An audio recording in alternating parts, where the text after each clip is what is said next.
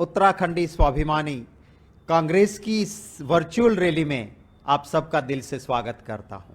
उत्तराखंड की ये भूमि जिसे देवभूमि भी कहा गया है, यहाँ की पहाड़ियों को लोग कहते हैं कि ये तो स्वर्ग लोक है।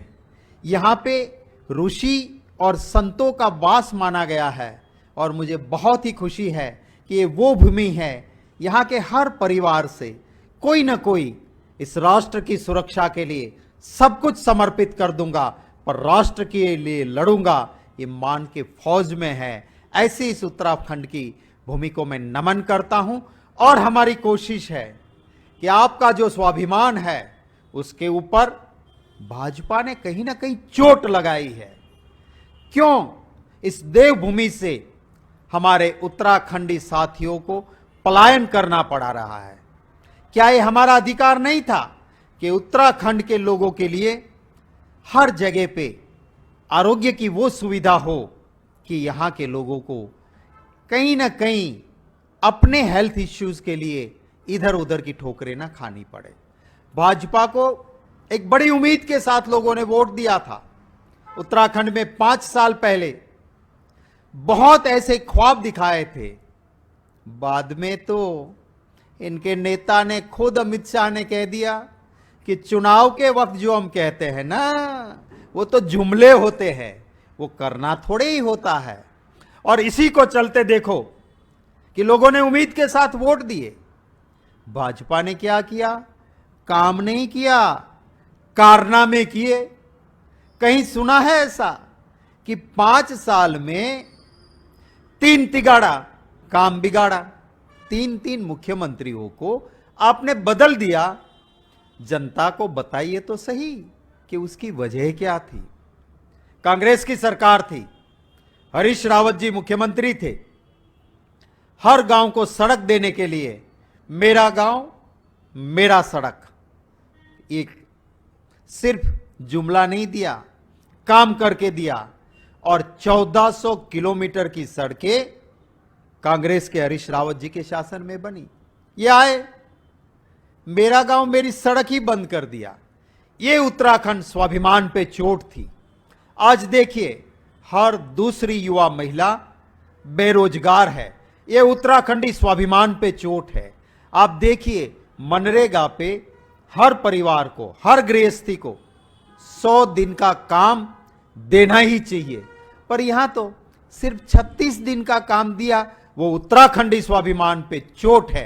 कहा था एयर एम्बुलेंस दे देंगे, अब कह रहे हैं कि 2 इंजन की सरकार में एक इंजन ने कहा उत्तराखंड भाजपा सरकार ने एयर एम्बुलेंस दो, पर वो प्रपोजल सेंट्रल में बैठी भाजपा सरकार ने मंजूर नहीं की। वो उत्तराखंडी स्वाभिमान पे चोट थी। यहां पे युवा रोजगार मांगता है तो रोजगार नहीं मिल रहा है। ये उत्तराखंडी स्वाभिमान पे चोट है। यहां के लोग मेहनती हैं, पहाड़ के इस ऊंचाइयों पे रहते हैं, कुदरत की उन हर आफतों का सामना करते हैं। उन रहने वाले उत्तराखंड के मेरे भाइयों बहनों का अधिकार था अच्छी शिक्षा का, अच्छे रास्ते का, अच्छी हेल्थ की सुविधाओं का, अच्छी कनेक्टिविटी का। वो नहीं दिया है भाजपा ने। मैं अनुरोध करता हूं कि आइए आप कांग्रेस को वोट कीजिए। और हम कोई जुमले देने वाले नहीं हैं, हम जो कहते हैं वो करके दिखाते हैं। आपने देखा होगा, देश में जब कांग्रेस की सरकार बनी, सोनिया गांधी जी, मनमोहन सिंह जी और राहुल गांधी जी साथ बैठ के तय किया कि हमने जो कहा था हमारे घोषणा पत्र में उसको करके देंगे। और आपने देखा, राइट टू एजुकेशन, शिक्षा का अधिकार मिला। राइट टू इंफॉर्मेशन, आरटीआई, सूचना का अधिकार मिला। फूड सिक्योरिटी बिल लाए कि लोगों को राशन खाना वो उनका अधिकार है, उनका कानून बना। ऐसे कई काम जो कहा था वो करके दिया। और दूसरी ओर भाजपा वाले भी है, चुनाव से पहले क्या कहते थे, मित्रों 2 करोड़ नौकरियां दे दूंगा, और फिर मांगो नौकरी मिले लाठी। क्या कहा था चुनाव से पहले? भाइयों बहनों, काला धन ले आऊंगा, और हर देशवासी के खाते में यूं ही 15-15 लाख दे दूंगा। आया खाते में क्या? किसी उत्तराखंड के परिवार के खाते में 15 लाख हुआ क्या जमा?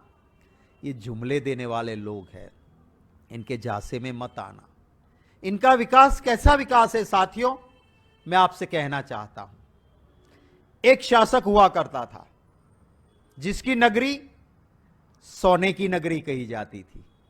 वो शासक का नाम था रावण। तो जिसकी नगरी सोने की थी, विकास पुरुष तो उसे ही कहते हैं ना। तो फिर राम जो भगवान के अवतार थे, वो रावण को, विकास पुरुष को क्यों मारते? पर सच्चाई ये थी कि वो विकास पुरुष नहीं था।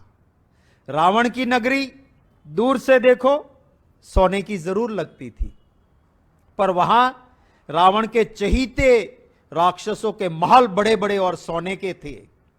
पर लंका में रहने वाला जो आम नागरिक था वो दुखी था।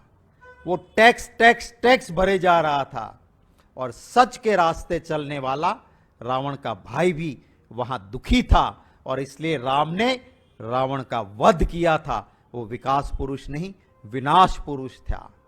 उसी तरह से ये भाजपा वाले भी, विकास कौन किसका होता है?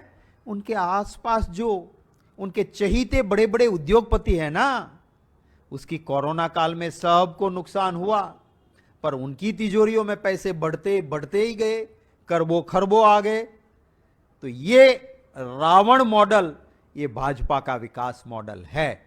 अब राम भगवान को अवतार लेने की जरूरत नहीं है साथियों। आपके हाथ में वो पावर है वोट का, और वोट करिए।